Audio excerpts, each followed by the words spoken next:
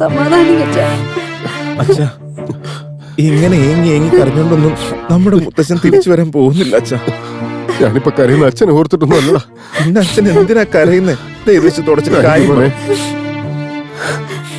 എന്തിനാ അച്ഛൻ കരയുന്നേ? അച്ഛൻ കരയുന്ന എനിക്ക് കണ്ടുകൊണ്ടിരിക്കാൻ പറ്റില്ല. അവന്മാരെല്ലാരും കണ്ടില്ലേ? പണത്തിനും അന്തസ്സിനും പദവിക്കും ഒന്നും ഒരു കുറവില്ലാതെ ജീവിക്കുന്നവരാ അവന്മാര്. പക്ഷെ നമ്മള് ഒരു നേരത്തെ ആഹാരത്തിന് വല്ലവന്റെ മുമ്പിൽ കൈ നീട്ടി നിൽക്കുന്ന അവസ്ഥയിലുള്ളവരായി പോയില്ലടാ. അച്ഛൻ അതൊന്നും ആലോചിച്ച് പേടിക്കണ്ട. നാട്ടിലെ രാജാവായ സിംഹമായിട്ട് അച്ഛനെ ഇവിടെ നടത്തി കാണിച്ചു തരാം ഞാൻ. മോനെ പറയച്ചാ, നീ എന്തെങ്കിലും നമ്പർ ഇട്ട് ആ പെണ്ണിനെ കറക്കിയെടുത്ത് സെറ്റപ്പ് ആക്കടാ.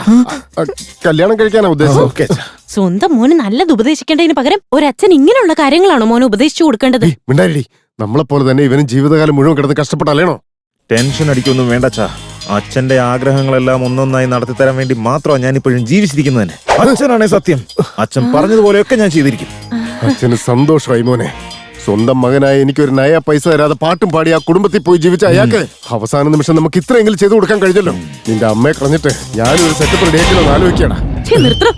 താന്റെ നാക്ക് പിടിച്ച് ഞാൻ കല്ലിലിട്ട് ഉരയ്ക്കും. ഒരു മരണ വീടാണെന്ന് ഓർക്കാതെ ഇങ്ങനെ ഓരോന്ന് പറഞ്ഞുകൊണ്ടിരിക്കാ. എടി സോറിടി, ഞാനേ പെട്ടെന്നുള്ള ഒരു ഇതില് അറിയാതെ പറഞ്ഞു പോയതാ.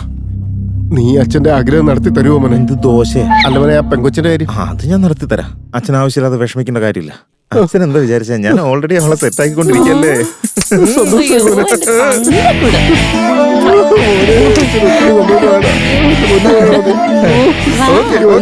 അച്ഛൻ വിഷമിക്കണ്ട, ഞാൻ സെറ്റാക്കിക്കോളാം. എനിക്ക് കിട്ടിയല്ലേ. അല്ല, അയാളുടെ മോള് വന്ന് നിന്നോട് ഐ ലവ് യു എന്ന് പറഞ്ഞോ? എടാ, അവൾക്ക് നിന്നോടാണ് ശരിക്കും ഇഷ്ടമെന്നുണ്ടെങ്കിൽ പിന്നെ അന്ന് ഉമ്മ കൊടുത്തപ്പോ എന്തിനാ കിടന്ന് അലറിയത്? തുടക്കത്തിലൊന്നും അവരൊന്നും വിട്ടുതരാൻ പോകുന്നില്ല. കുറച്ചങ്ങ് കഴിയുമ്പോ എല്ലാം സെറ്റ് ആവൂടാ. അവൾക്ക് തീരെ താല്പര്യം ഇല്ലായിരുന്നെങ്കിലേ വന്നവരോടൊക്കെ കാര്യം പറഞ്ഞില്ലേ. അവൾക്ക് ഇഷ്ടമുള്ളതുകൊണ്ടല്ലേ മിണ്ടാതിരിക്കുന്നേ. എന്നാ പിന്നെ നീ ഒരു കാര്യം ചെയ്യ്, ഇപ്പൊ തന്നെ പോയിട്ട് അവളുടെ അടുത്ത് ഐ ലവ് യു എന്ന് പറയും. അപ്പൊ കാര്യം നമുക്ക് ഇപ്പൊ തന്നെ അറിയാൻ പറ്റുമല്ലോ. കറക്റ്റ്. അതിനുള്ള സമയം വരുമ്പോ ഞാൻ പറഞ്ഞോളാം. This is drink time. വാ, അടിച്ചു കൂടെയാവോ? അതെ. നോക്കി പേടിക്കുന്നു. നോക്കി നിൽക്കാതെ വാടാ. അടിച്ചിട്ട് വരാം. എടോ കിട്ടിയോടോ? എവിടുന്ന് കിട്ടാൻ? ആ ബാറിലൊക്കെ നോക്കിയോ? എല്ലായിടത്തും നോക്കി, അവനൊന്നും കൈ കാശ് കൊടുക്കാൻ പാടില്ല നീ. അതേത് ഒരു പഴയ ബന്ധം വെച്ചിട്ട് കൊടുക്കുന്നതല്ലേ. അയ്യോ, ഞാൻ ഓർത്തില്ല, ചെരുപ്പിട്ടുകൊണ്ട് വന്നു. സോറി. കർമ്മങ്ങളൊന്നും ചെയ്യാതെ നിൽക്കുന്ന എന്താ? കർമ്മങ്ങൾ ചെയ്യേണ്ടവൻ ഇതുവരെ വന്നിട്ടില്ല, പിന്നെ എന്ത് ചെയ്യാനാ? പുള്ളി വന്നില്ലെങ്കിൽ എന്താ? നമ്മുടെ മുത്തശ്ശന്റെ കാര്യമില്ലേ, നമുക്ക് ചെയ്തൂടെ? ഞാൻ തന്നെ എല്ലാം ചെയ്തോളാം. നോക്കിയോ.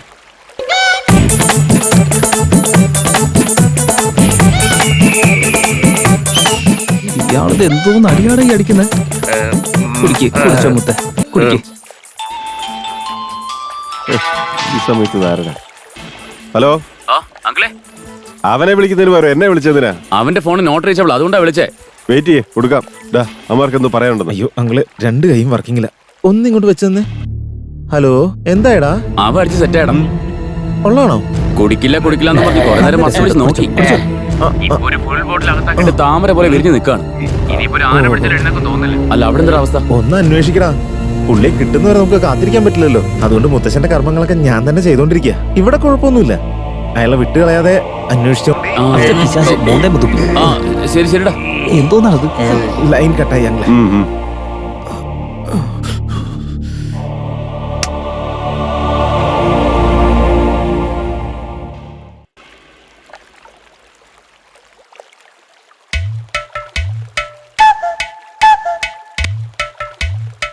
അച്ഛാ, വല്യച്ഛൻ്റെ കൂടെ പോയിട്ട് വാ. വല്യച്ഛ, മുത്തച്ഛൻ്റെ അസ്ഥികൾ എടുത്തോണ്ട് പോയി വെള്ളത്തിൽ ഒഴുക്കി കളയണം. എന്നിട്ട് 3 തവണ വെള്ളം തളിച്ച് ഒന്ന് കുളിച്ചിട്ട് വാ. പിന്നെ വല്യച്ഛ, കുറച്ച് ആഴം കൂടുതലുണ്ടേ, അതുകൊണ്ടൊന്ന് സൂക്ഷിച്ചേക്കണേ. കണ്ടിട്ട് നല്ല പയ്യനാ, എല്ലാം ഒറ്റയ്ക്ക് ചെയ്യുന്ന കണ്ടില്ലേ. നോക്കാം, ആരെയും വിശ്വസിക്കാൻ പറ്റില്ലേ.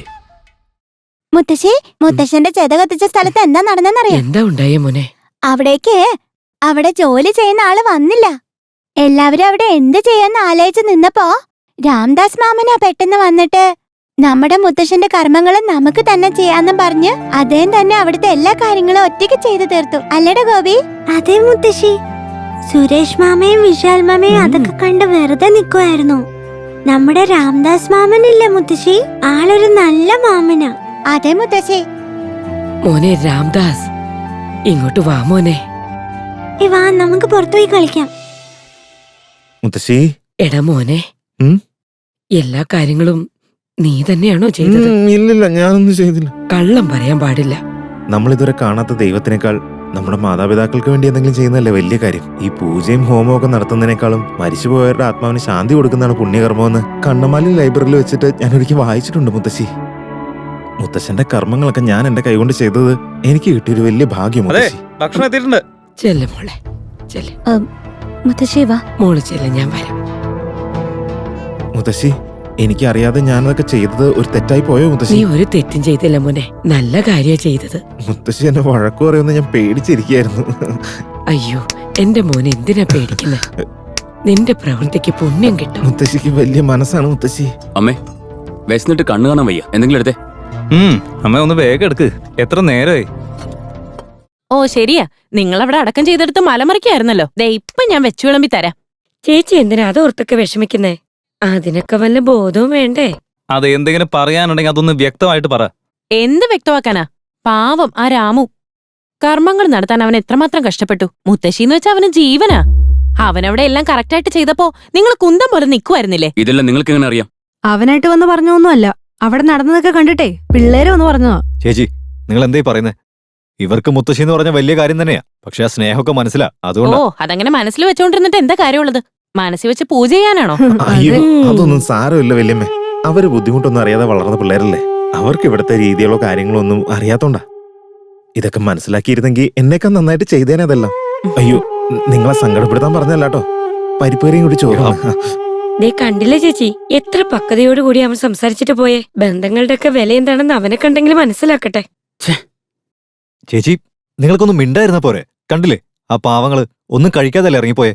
അതിനു മാത്രം ഞങ്ങൾ അവരോട് എന്തു പറഞ്ഞു എന്നാ? പറഞ്ഞാലും മനസ്സിലാവില്ലല്ലോ. ആ എടാ കുരുപ്പേ, അവന്റെ കൂടെ കൂടി ഞങ്ങൾ നാളെ നോക്കാണല്ലേ. നിനക്കൊന്നും വേറൊരു നിന്നെ ശരിയാക്കി തരാം. അയ്യോ എന്തിനാടാ പിള്ളേരായിട്ട് ഇങ്ങനെ തല്ലുന്നേ?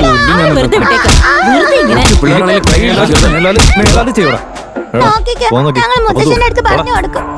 എടാ, എന്തുവാടാ ഇത്? ഈ വക നിസാര കാര്യങ്ങൾക്ക് കൊച്ചു പിള്ളേരെ മെക്കിട്ട് കയറാൻ. നിന്റെയൊക്കെ ചങ്കുറ്റം കാണിക്കേണ്ട സ്ഥലത്ത് കൊണ്ടുപോയി കാണിക്കേ.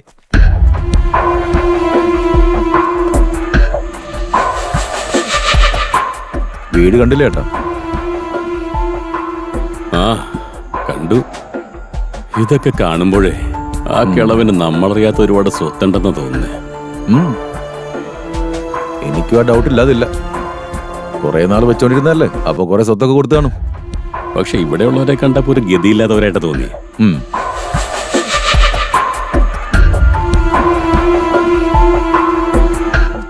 എടി, നീ എന്തിനാ ഇപ്പൊ ഇങ്ങോട്ട് കയറി വന്നേ? പിന്നെ കൊച്ചിനെ ഓർക്കണ്ടേ? തൊട്ടിൽ എവിടെയല്ലേ ഇരിക്കുന്നേ? അതിനു വേണ്ടി വന്നോ? കരയല്ലേ മുത്തേ? മുത്തശ്ശ ഇതെന്താ മരുന്നാണോ? ആ മരുന്ന് തന്നെയാ. ഇത് കുടിച്ചാ ശരീരത്തിലുള്ള വേദനയൊക്കെ പോയി കിട്ടും. എനിക്കും ശരീരം നല്ല വേദനയുണ്ട്. എനിക്ക് വേദനയുണ്ട്, എനിക്ക് തരുമോ? ഓ മുത്തശ്ശ, ഞങ്ങൾ ഇതെടുത്തോണ്ട് പോയിട്ട് വീതിച്ച് കുടിച്ചോളാം. നീ എന്നടാ കളിയാക്കുക? പുറത്തു പോയി പുറത്തു പോകാനല്ലോ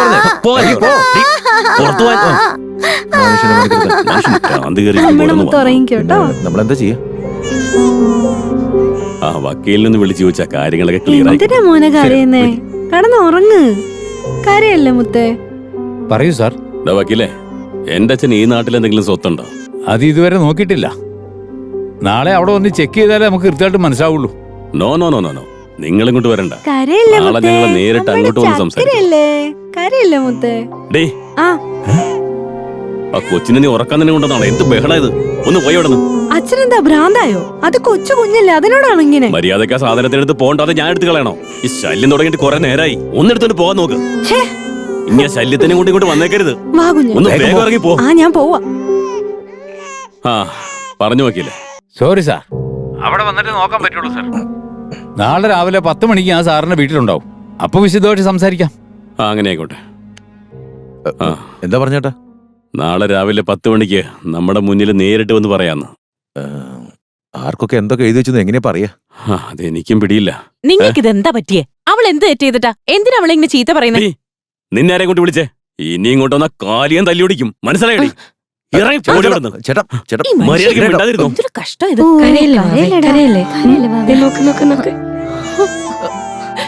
കണ്ടില്ലേ? നീ കാരണം ഞങ്ങളിപ്പോ രണ്ടുപേരും കരയുന്നേ. എന്ത് ശാപാണോ തല്ലുന്നത്? എന്ത് തെറ്റ് ചെയ്തിട്ട് അതിനെങ്ങനെ ശിക്ഷിക്കുന്നേ? ഇവിടെ നോക്കി, കരയണ്ട വാവി. വാവി, കരയണ്ട. വാടാ ചക്കരെ വാടാ. വാടാ ചക്കരെ എന്തിനാ കരയുന്നത്?